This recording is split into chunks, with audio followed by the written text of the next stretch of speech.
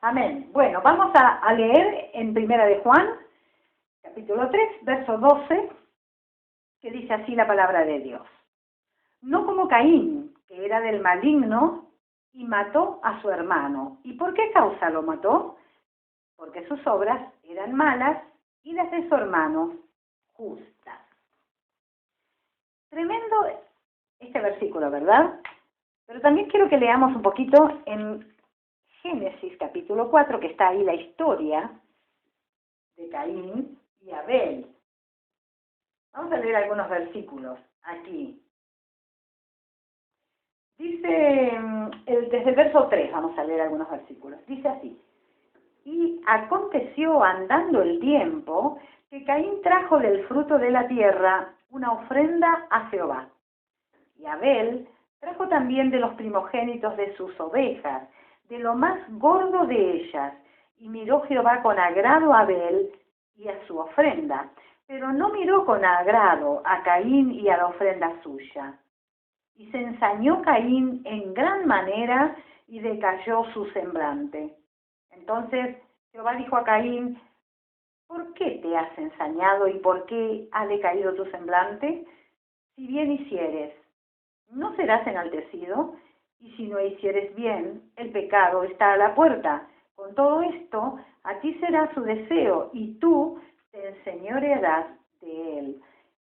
Y dijo Caín a su hermano Abel: salgamos al campo. Y aconteció que estando ellos en el campo, Caín se levantó contra su hermano Abel y lo mató.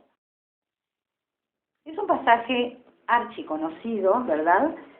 Y yo quería compartir hoy este tema, dado que a mi entender, a mi parecer, este tema se ha hecho bastante actual. Abel, su nombre en hebreo es la palabra Evel con H y significa aliento. Pareciera que su nombre expresara lo breve de su existencia sobre la tierra. Abel era justo, Abel era un profeta, según lo dijo Jesús. Jesús allí en Mateo 23 y en Lucas 11, 50 y 51 habla de la sangre que fue derramada desde el principio, ¿no? Desde Abel, el justo, dice en Mateo, y en Lucas, la sangre de los profetas, y lo nombra Abel, hasta Zacarías, quien también fue muerto, entre la puerta y el altar. Y entonces entendemos aquí que Abel era un hombre justo y era profeta. Aunque él no hablaba, pero era profeta.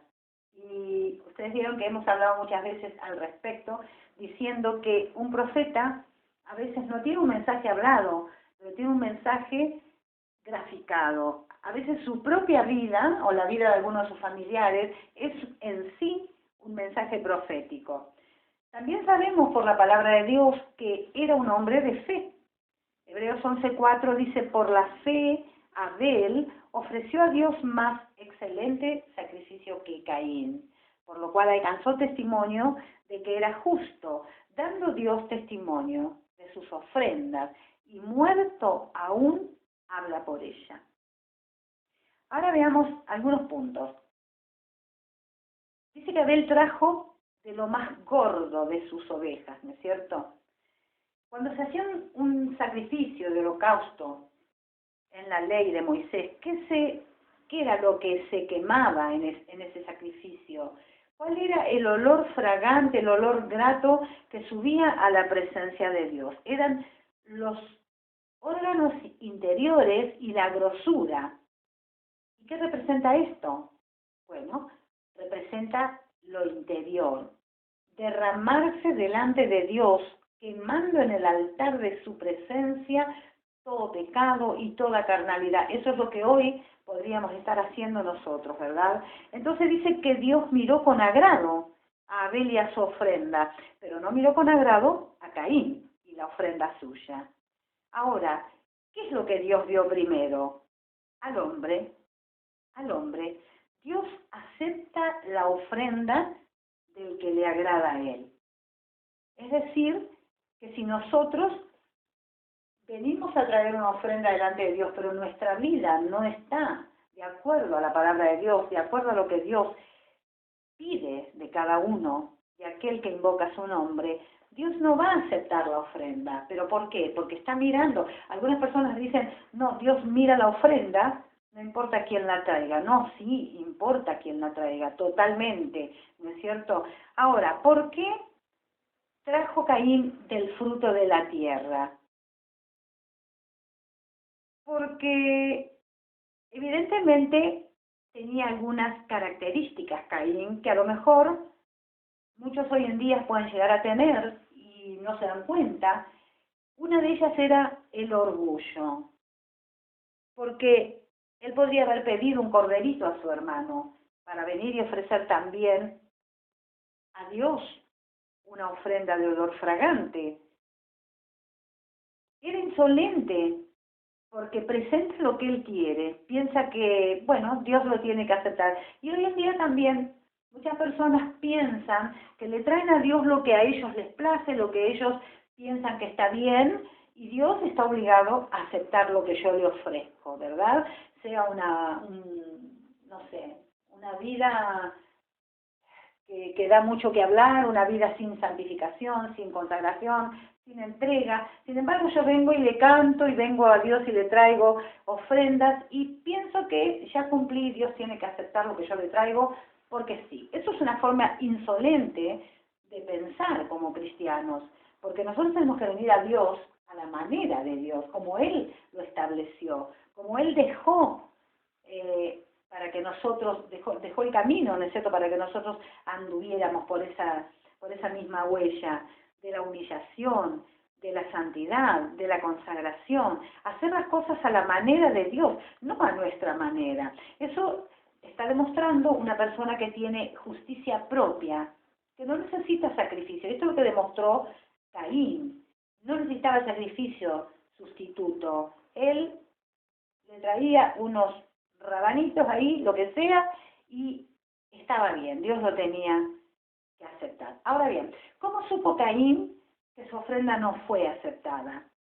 Podríamos decir, Dios le habrá hablado, le habrá mandado un email. No. Nosotros sabemos por la misma Biblia, porque es la palabra de Dios la que nos va a dar, ¿no es cierto?, la respuesta a todas las cosas, por varios pasajes de las Escrituras, como Levítico 9:24, Jueces 6:21, Primera de Reyes 18:38, Segunda de Crónicas 7:1, bueno, y podríamos nombrar algunos más también. Nos dice la palabra de Dios que cuando Dios aceptaba una ofrenda, ¿qué pasaba? Caía fuego del cielo y consumía las ofrendas. Por ende, nos damos cuenta que la ofrenda de Abel fue consumida por el fuego de Dios, fue aceptada, hubo señal de que fue aceptada. Por esto, como no pasó lo mismo con su ofrenda, Caín se enojó en gran manera. Y bueno, la gente que aborrece al justo va a hacer esto que hizo Caín, va a tratar de matar al justo, de matar su ministerio, de matar su servicio. Siempre este tipo de personas que por lo general son hermanos, por eso que este hombre era el hermano de Abel. La gente que aborrece al justo tiene una condición, a mi entender, y es que está amargada con Dios. Si hay un hermano en Cristo, si hay una persona, un creyente, un cristiano, que por alguna causa está amargado contra Dios, en algún momento de su vida se va a levantar contra un hermano, precisamente contra el hermano que está caminando bien, que está agradando a Dios, y que Dios está aceptando sus ofrendas, que en este caso viene a ser nuestro servicio. Hay algo en el espiritual que molesta al amargado, al carnal, y bueno, Dios permite, ¿no es cierto?, que pasen estas cosas. Cuando cualquier persona se amarga con Dios, porque no le contestó una oración, porque se fue un ser querido, porque no lo sanó, porque, bueno, por tantas cosas, podríamos poner 1000 cosas, tarde o temprano, la persona esa va a atacar a un justo, a un espiritual, porque es la forma de hacerle la venganza a Dios que no le dio, a veces es inconscientemente, ¿verdad? Pero en definitiva es contra Dios, contra quien está la persona actuando. Y acá, cuidado, porque cualquiera de nosotros, en algún momento de nuestra vida cristiana, de nuestro camino, puede escoger el camino de Caín, que es el odio entre hermanos. El camino de Abel es el camino de agradar a Dios. Y el camino de Caín hoy en día, hoy, en esta actualidad de 2011, en que estamos viviendo, tiene muchos seguidores. Por eso que vemos aún en internet y en tantos lugares, hermanos contra hermanos, criticándose, juzgándose, enjuiciándose, ¿verdad? Qué triste, qué triste. La religión de Caín, porque Caín es el religioso, pues está lleno de justicia propia, persigue y mata a los testigos fieles. Yo lo que quiero dejar marcado con este mensaje, que lo voy a terminar aquí nomás porque tengo mucho para decir, pero lo que quiero que quede en nuestros corazones realmente es lo que Dios nos está diciendo. Es lo mismo que mandó el Señor al profeta Jeremías a pararse en la puerta de la casa de Dios y a decirle a los cristianos que entraban ahí, en ese caso a los judíos, proclamando una palabra: oíd palabra de Jehová, los que entráis por estas puertas para adorar. ¿Y cuál era la palabra que Dios les decía? Mejorad vuestros caminos. Hermanos, hoy Dios nos está diciendo la misma palabra por boca de Jeremías: mejorad vuestros caminos. No sea cosa que Dios te tenga que preguntar en algún momento: ¿dónde está Abel, tu hermano? Tristemente este hombre, muy pagado de sí mismo, dijo: no sé. Mintió también. Al que es la verdad, a Dios le miente en su propia cara, le dice: no sé, ¿soy yo acaso guarda de mi hermano?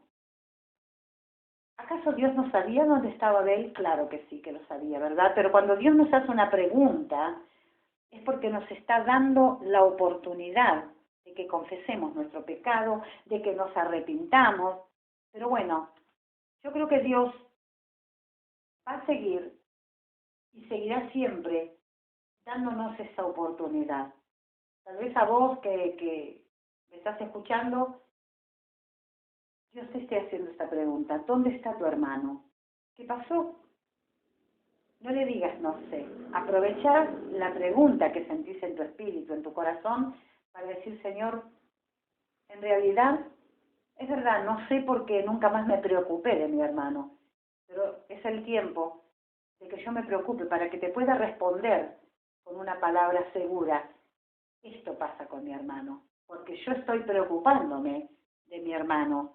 Así que no sigamos el camino de Caín, porque es muy triste. Si estamos amargados con Dios de alguna manera, recompongamos esta situación, porque si no vamos a tener el mismo castigo. Vamos a andar errantes en la tierra, porque ese fue el castigo para él, ¿no? Que anduviese errante. Por eso, qué triste que vemos muchos cristianos que andan errantes de iglesia en iglesia, de congregación en congregación, de grupo en grupo. ¿Por qué? Porque están enojados con su hermano, han matado con la lengua a un hermano,